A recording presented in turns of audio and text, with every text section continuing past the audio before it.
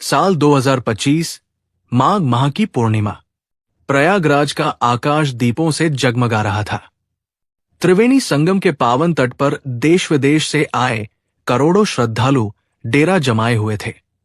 गंगा, यमुना और अदृश्य सरस्वती की धाराएं एक दूसरे से मिलकर शांति और आध्यात्म की लहर फैला रही थी। हर ओर धर्म और भक्ति का अद्भुत नजारा था। अखाड़ों के संत, नागा साधु, तपस्वी और अघोरी अपने अपने शिविरों में ध्यान और साधना में लीन थे। कहीं भजन कीर्तन की गूंज थी, तो कहीं शंखों और डमरू की ध्वनि वातावरण को आध्यात्मिक ऊर्जा से भर रही थी। मंदिरों में घंटियां बज रही थी। हवन कुंडों से उठता धुआं वातावरण को पवित्र कर रहा था। लोगों की आंखों में श्रद्धा, हृदय में भक्ति और आत्मा में मोक्ष की लालसा थी। इन्हीं श्रद्धालुओं की भीड़ के बीच एक रहस्यमयी संत धीरे धीरे आगे बढ़ रहे थे। उनके चेहरे पर दिव्य तेज था, माथे पर भस्म का तिलक और लंबे जटाओं में गंगा जल बहता हुआ प्रतीत होता था। उनकी आंखें किसी गूढ़ रहस्य से भरी हुई थी, मानो वे भविष्य को देख सकती हों। ये थे बाबा प्रयागनाथ, एक सिद्ध तपस्वी जो पिछले 50 वर्षों से संगम तट पर कठोर तपस्या कर रहे थे। कहा जाता था कि उन्होंने स्वयं महादेव का साक्षात दर्शन किया था और उनके पास ऐसी अलौकिक शक्तियां थी जो उन्हें सामान्य मनुष्यों से अलग बनाती थी। बाबा प्रयागनाथ बहुत कम बोलते थे, लेकिन जब भी बोलते उनकी वाणी में साक्षात वेदों का ज्ञान होता। आज वे अपने शिष्यों और श्रद्धालुओं के बीच आए थे और उनकी आंखों में कुछ गहरी अनुभूति थी। शिष्यों ने बाबा से पूछा, गुरुदेव, आज आपकी आंखों में एक अद्भुत चमक है, क्या कोई विशेष बात है?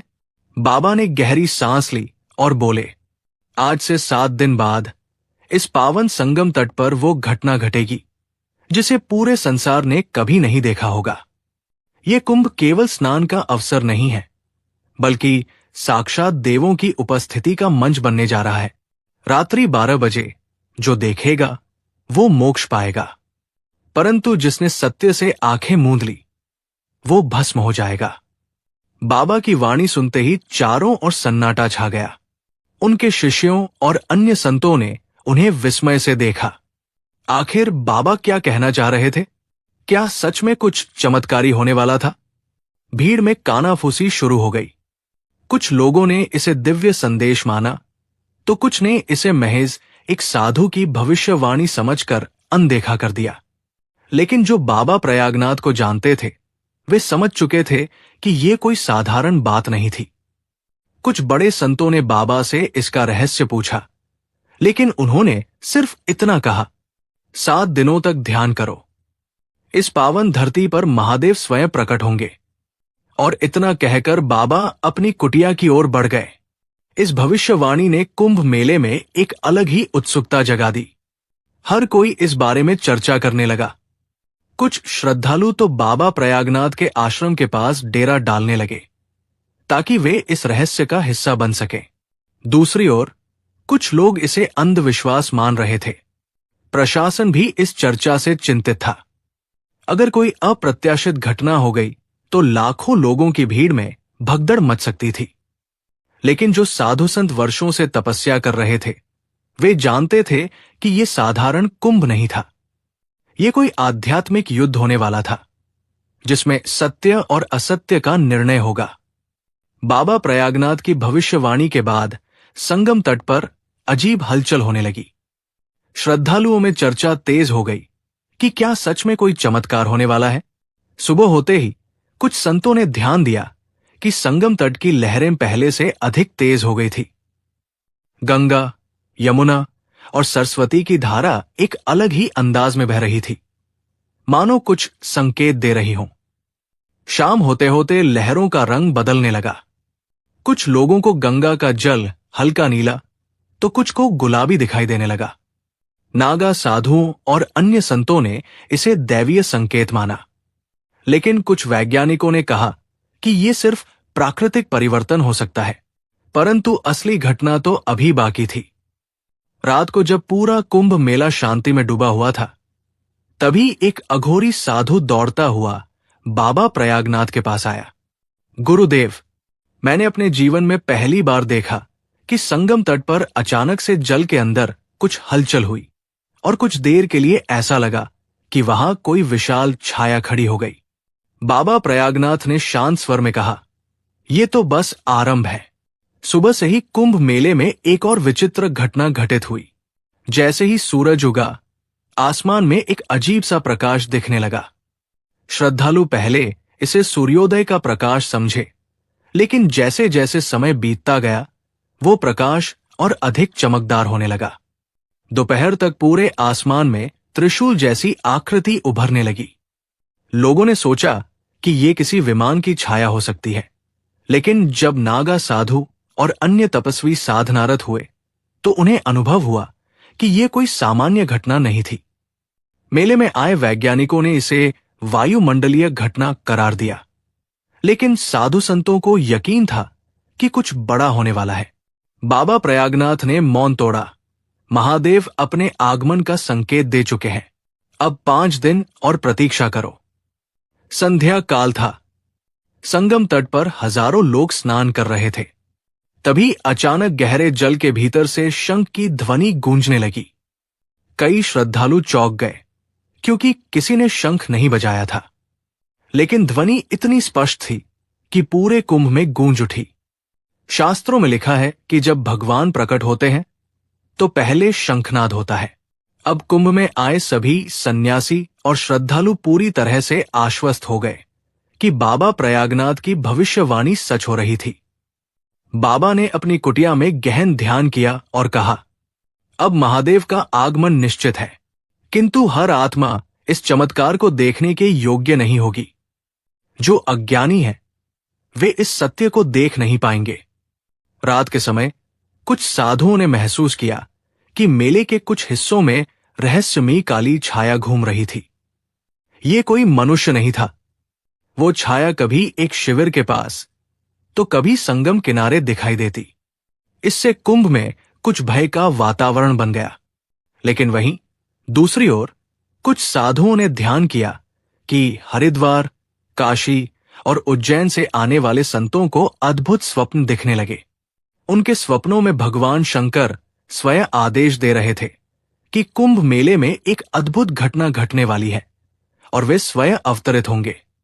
बाबा प्रयागनाथ ने अपने शिष्यों से कहा, इस काली छाया से भयभीत मत हो। जब सत्य प्रकट होने वाला होता है तो असत्य उसे रोकने का प्रयास करता है, लेकिन ये केवल एक रात्रि का खेल है। इस दिन प्रयागराज कुंभ में एक और विचित्र घटना घटी। सुबह से ही कई सन्यासियों ने बिना किसी पूर्व सूचना के एक साथ नमः शिवाय का जाप करना शुरू कर दिया। कोई उन्हें रोक नहीं पा रहा था। ऐसा लग रहा था जैसे वे किसी अदृश्य शक्ति के वश में आ गए हों। लेकिन इससे भी अद्भुत बात यह हुई कि जब जाप प्रारंभ हुआ तो पूरा संगम क्षेत्र हल्की कंपन से भर गया, मानो पृथ्वी हिल रही हो। कई लोगों ने इसे भूकंप समझा, लेकिन कोई झटका नहीं आया। बाबा प्रयागनाथ ने कहा, ये कंपन नहीं बल्कि शिव शक्ति की तरंगे हैं। जब स्वयं महादेव प्रकट होते हैं तो ब्रह्मांड भी उनकी उपस्थिति से प्रभावित होता है। अब लोगों की आस्था और अधिक गहरी हो गई। सुबह जब श्रद्धालु स्नान करने गए तो उन्होंने देखा कि गंगा का जल हल्का लाल हो गया था। लोग घबरा गए कि कहीं ये कोई बुरा संकेत तो नहीं। लेकिन तभी बाबा प्रयागनाथ आए और बोले, डरो मत, ये कोई अशुभ संकेत नहीं है। ये संकेत है कि महादेव अब इस धरा पर पधारने वाले हैं।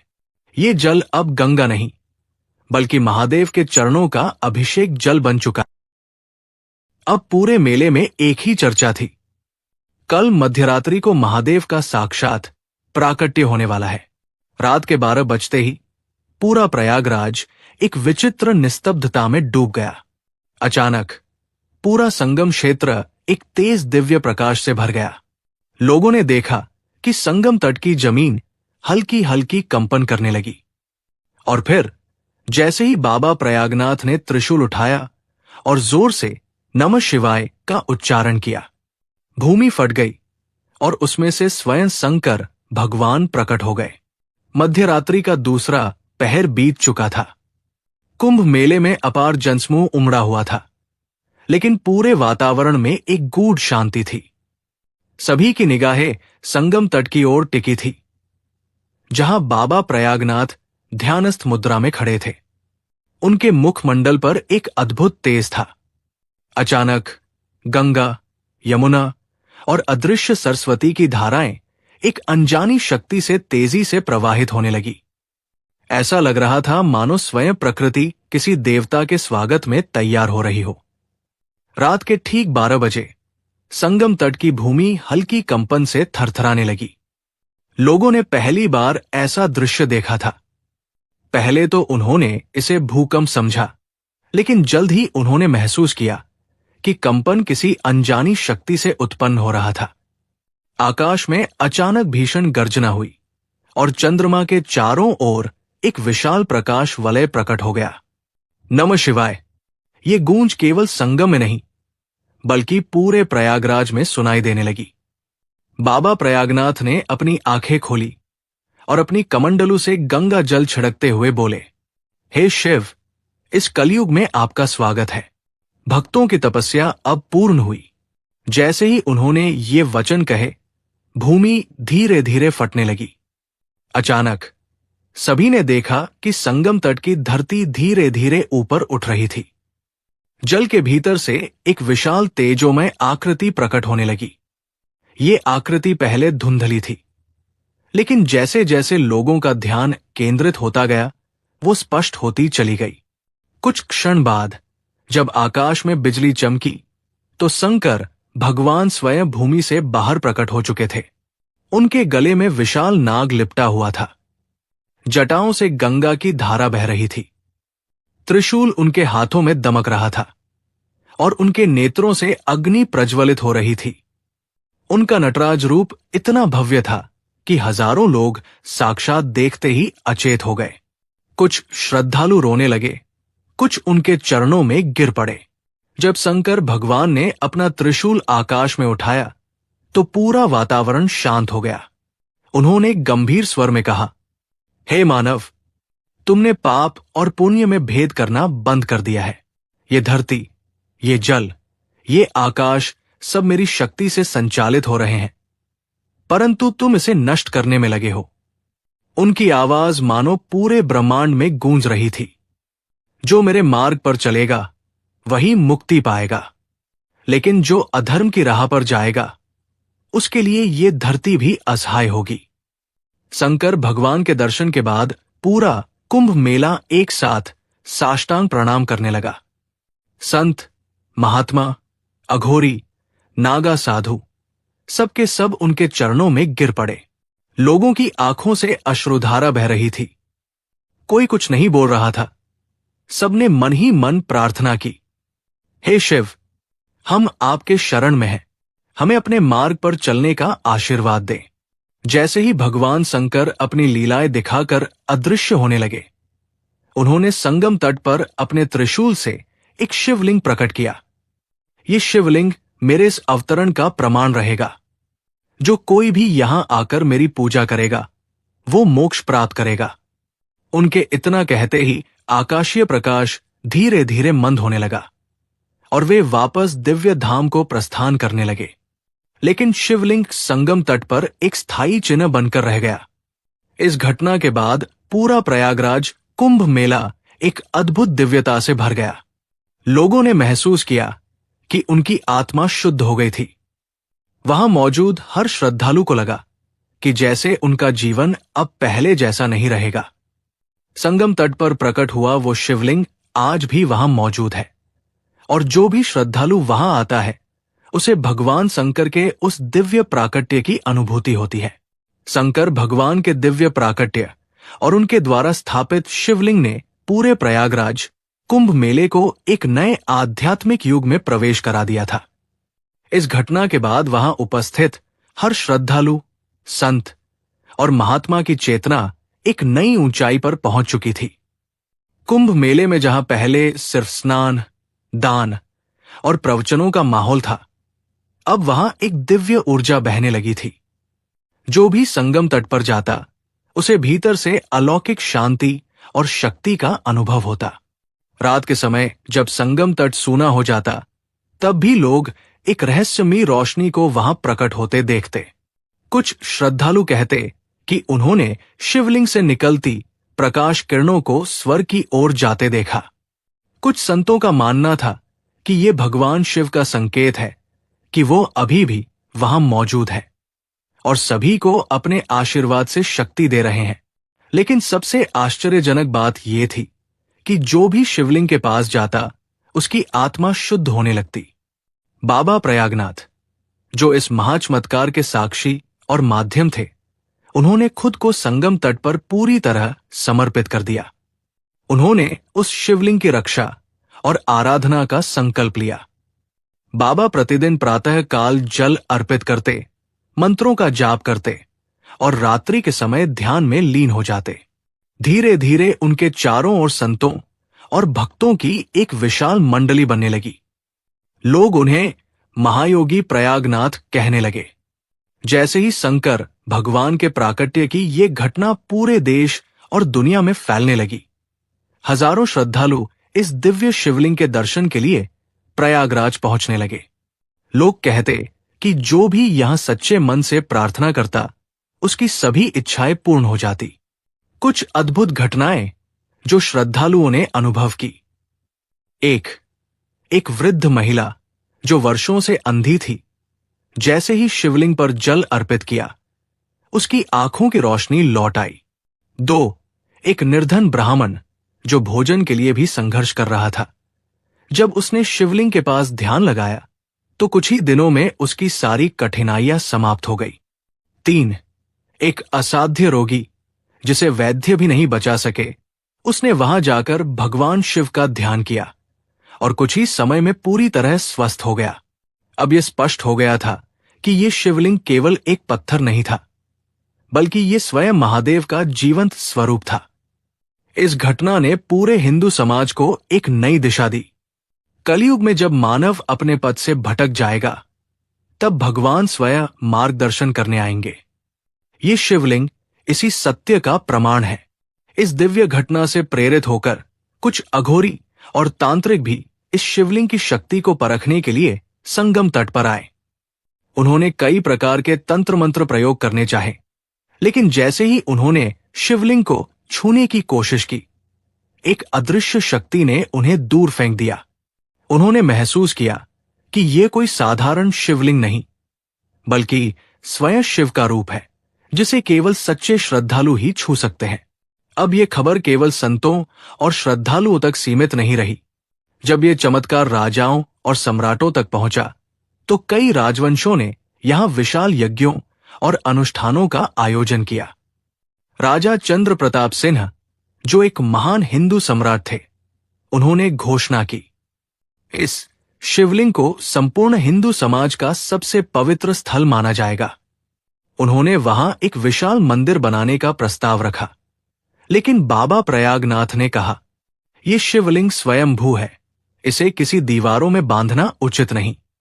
इसे खुले में ही रहने दो, ताकि स्वयं आकाश इसके साक्षी बने। राजा ने बाबा की आज्ञा मानी और वहां एक भव्य मंडप का निर्माण कराया गया। जिस रात मंदिर का निर्माण पूर्ण हुआ, उसी रात बाबा प्रयागनाथ ने ध्यान में एक रहस्यमयी भविष्यवाणी देखी। उन्होंने अपने शिष्यों को बुलाया और कहा, यह शिवलिंग कलयुग में एक दिन फिर विलुप्त हो जाएगा, लेकिन जब अधर्म अपने चरम पर पहुंचेगा, तब महादेव पुनः अवतरित होंगे और इस स्थान से एक नए युग की शुरुआत करेंगे। शिष्यों ने यह सुनकर आश्चर्य और भय मिश्रित भाव से बाबा को देखा। क्या यह संभव था? क्या यह शिवलिंग एक दिन फिर से अदृश्य हो सकता है? लेकिन बाबा मुस्कुराए और बोले, महादेव की लीला अनंत है, हमें केवल उनके मार्ग पर चलना है।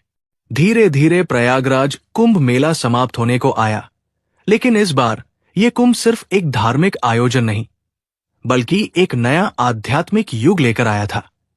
लोगों के मन में शंकर भगवान के दर्शन की स्मृतियां हमेशा के लिए अंकित हो गई। हर श्रद्धालु जो वहां गया, वो एक नया इंसान बनकर लौटा, और इस प्रकार एक कुंभ मेला समाप्त हुआ, लेकिन एक नई आध्यात्मिक चेतना की शुरुआत हुई। शंकर भगवान के प्राकट्य और दिव्य शिवलिंग की स्थापना के बाद प्रयागराज कुंभ मेले का माहौल पूरी तरह बदल चुका था। अब ये केवल एक तीर्थयात्रा स्थल नहीं, बल्कि एक आध्यात्मिक चमत्कार का केंद्र बन चुका था।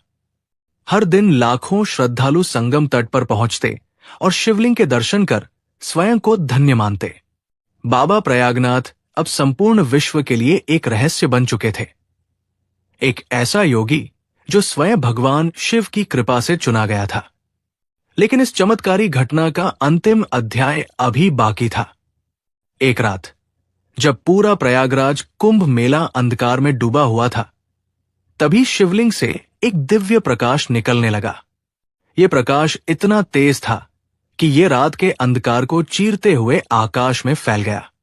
जो भी यह दृश्य देख रहा था, वो भय और श्रद्धा से कांप रहा था। तभी वहां खड़े संतों और भक्तों ने आकाश से एक रहस्यमयी घंटानाद सुना। ऐसा लग रहा था मानो संपूर्ण ब्रह्मांड में भगवान शिव स्वयं किसी महायात्रा पर निकल चुके हों। बाबा प्रयागनाथ को पहले ही इस रात के महत्व का आभास हो गया था। उन्होंने अपने शिष्यों से कहा, आज रात इस शिवलिंग के साथ एक अद्भुत घटना घटने वाली है। जो देख सके वह देखे, जो समझ सके वो समझे। उनके शब्दों में एक रहस्य था जिसे कोई भी पूरी तरह समझ नहीं पा रहा था। जैसे ही मध्यरात्रि हुई, शिवलिंग से निकलने वाली रोशनी और तीव्र होने लगी। अचानक पूरी धरती कांपने लगी। लोग डर से इधर उधर भागने लगे।